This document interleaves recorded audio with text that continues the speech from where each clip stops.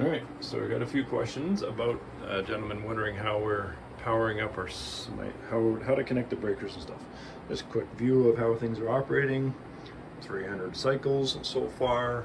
We're dumping 6,000 watts into the house right now. I'm running 3 electric heaters in the basement, so we're burning less wood now to keep the house warm because we're only at plus 2 degrees instead of minus 30. Yeah, it's been running amazing. Really good. So just a quick summary of how my system is designed. Let me close this for a second.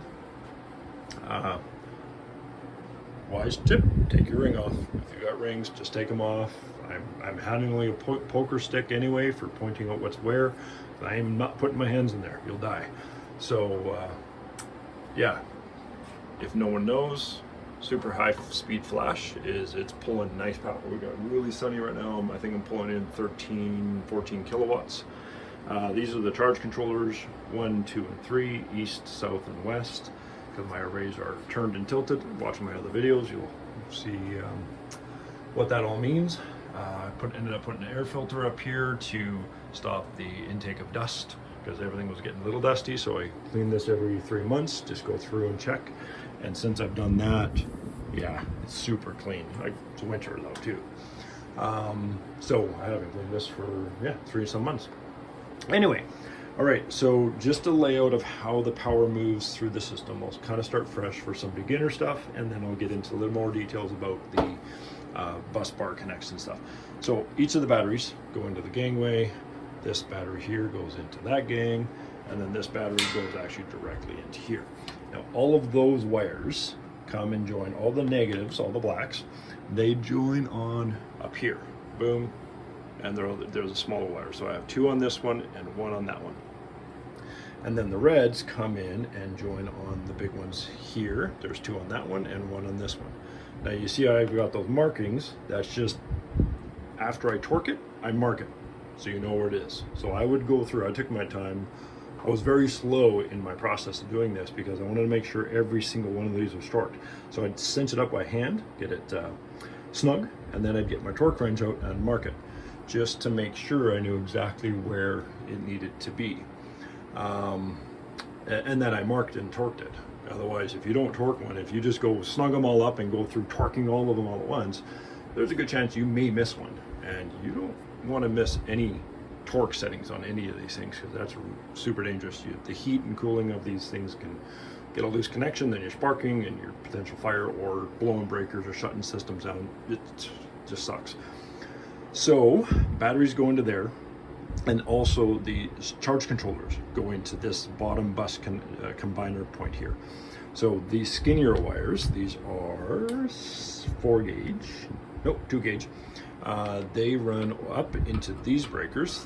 On the bottom is my output from my charge controllers. On the top of them is the input from the charge controllers. So they come up and connect the top. The power goes through when turned on and goes into here. Boom. So now we have battery or solar, depending if there's sun up. And then that power goes up and through into each of the inverter cable connect points. So these are 4-aught. These came with the inverters. Came with the box when I bought additional boxes, because if you're running one inverter, you don't need the box. As soon as you buy a second inverter, you buy a box and on you go. So those run over and they bring the power into the inverter from either solar or from battery. And then coming out of this inverter and this inverter, which these 2 are tied together, they're operating right now. This one is not. This is my AC grid tied inverter.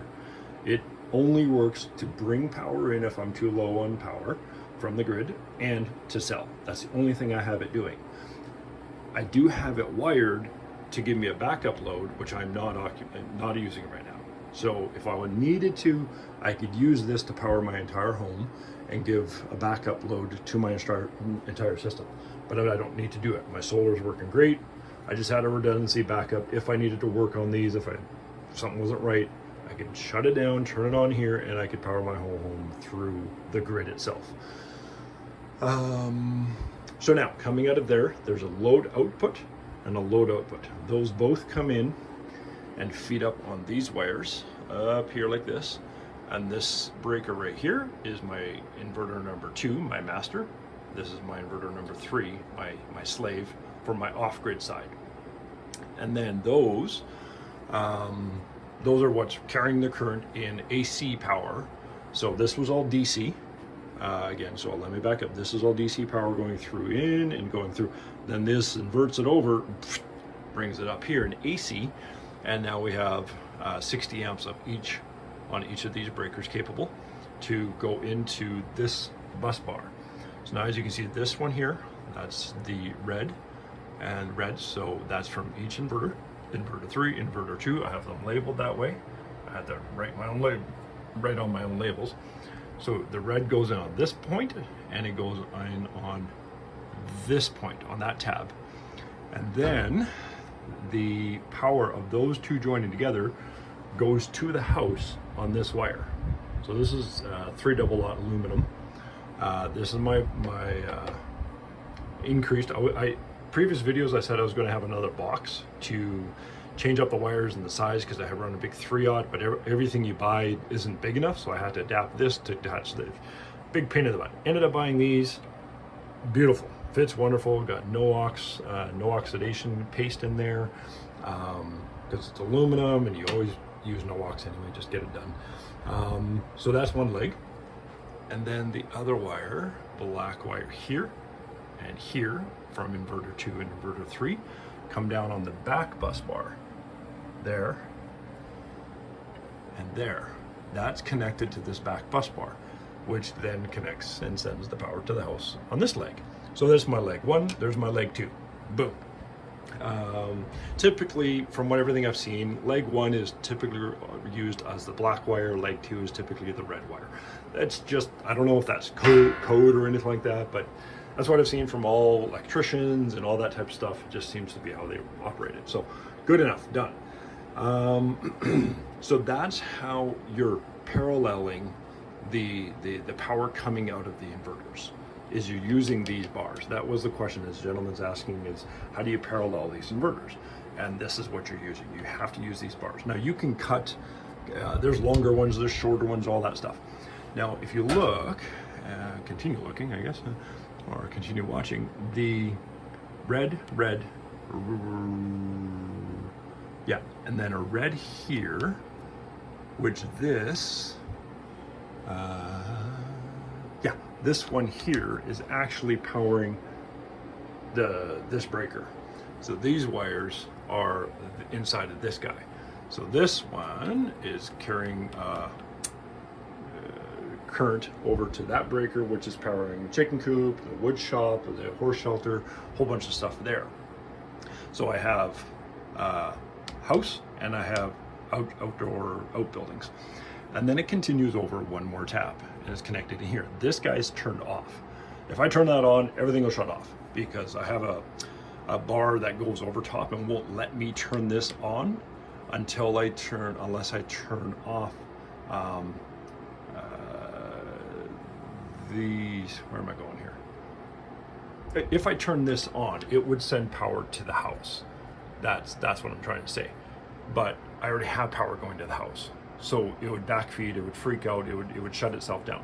So this is a grid bypass, basically. That's more advanced teachings. I'm not going to talk about that right now, but that's why it's still connected here and the black is connected back here, because I could make power go to the house. I could power my entire house on a grid bypass. It's a whole nother thing. If I had the AC, if my inverters went down, I'll touch the basics on it. If I had to shut my off-grid inverters down, boom, I'd shut that off, my house would be shut off. I could have my AC power, heck, I could even just turn off this inverter too, completely, shut that off. I could turn this on. So the power coming from the utility grid, commercial supplier, whoever, power would come in from here, from Fortis. It would go through this grid bypass and it would connect to my off-grid wires to my off-grid electrical panel inside. So I'd be double feeding. That's the thing, that you can't turn this on because you would double feed power, at 2 points, and it would freak out and it would shut off. So that's all that is. That's what that final breaker is. Anyway, I hope that makes sense. I hope that answers the questions of how these get paralleled up. Is you need these bars. Now, I know the inverter came with bars and the PDP came with bars. Unless you didn't buy a PDP and you bought 2 inverters, then I don't know your scenario, whoever I'm speaking to. I can't remember your name on the on YouTube, but you'll have to have a combiner box. You have to join up your system in through breakers and all that stuff to feed it. So if you have a PDP, great, or a mini PDP, you can do all this stuff. Everything can be done.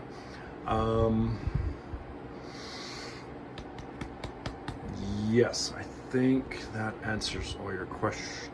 Well, your question. But that's how I did it. That's how it got wired up. And the schematics are very good for this stuff. Like in the Schneider manuals that comes, I have 3 of the Schneider manuals in there. There's a schematic that lays it down, follow it very specifically. And it's perfect. It worked out just wonderful. So now I have a more advanced system. So I had to do extra learning to connect up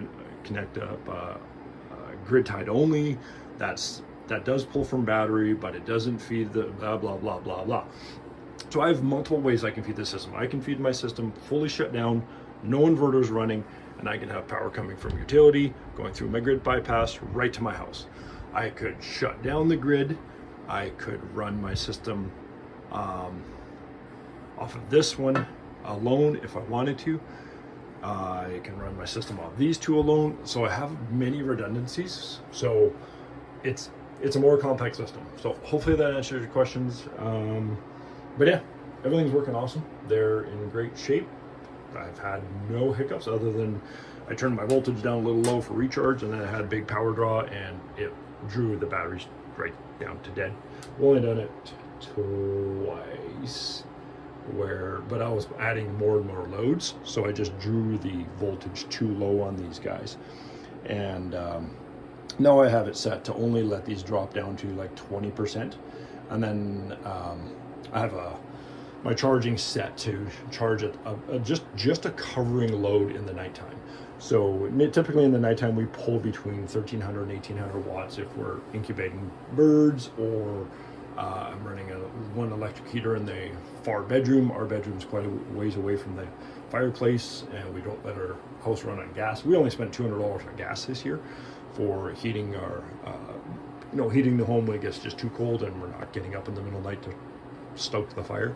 So I run a little electric heater at 19 degrees on the lowest setting. So it draws, 300-400 watts just to run that, but it keeps our bedroom comfortable.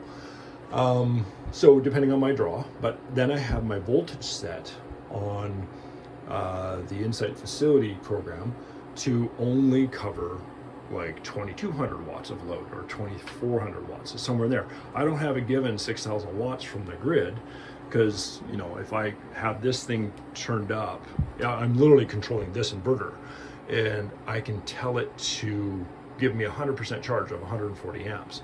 Well, that's 6,800 watts is what this thing can pull, or 6,000, whatever. It can pull a lot of wattage, but then I'm literally charging my batteries overnight, and then I've got 95% charge in the morning. The sun comes out and these charge for like 2 minutes, and then I've wasted all that money pulling from the grid. So then now what I do is I actually just run this as a maintenance load just to cover my minimums plus a little bit.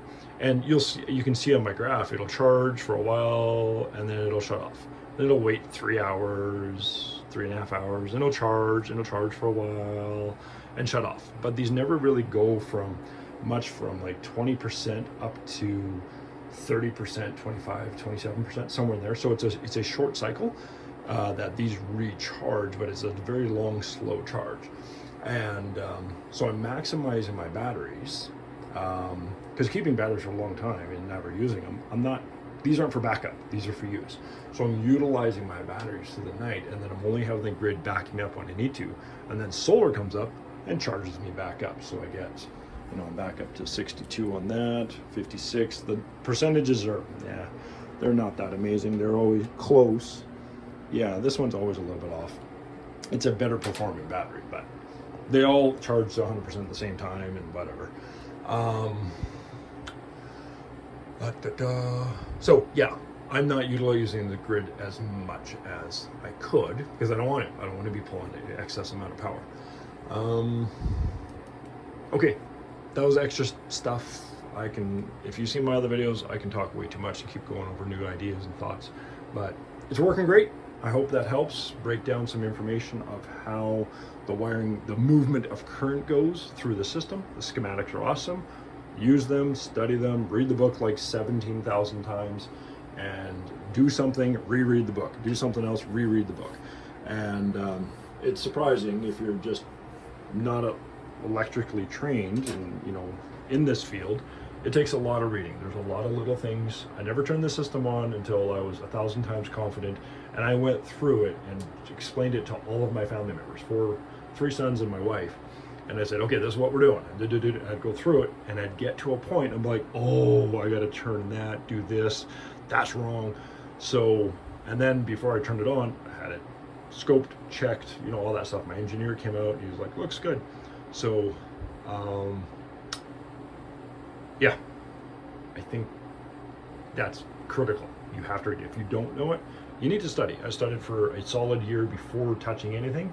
And then as I was doing the, you know, sampling and testing and checking, and I built a small little system on a trailer with 2 panels, you know, just being very, very careful.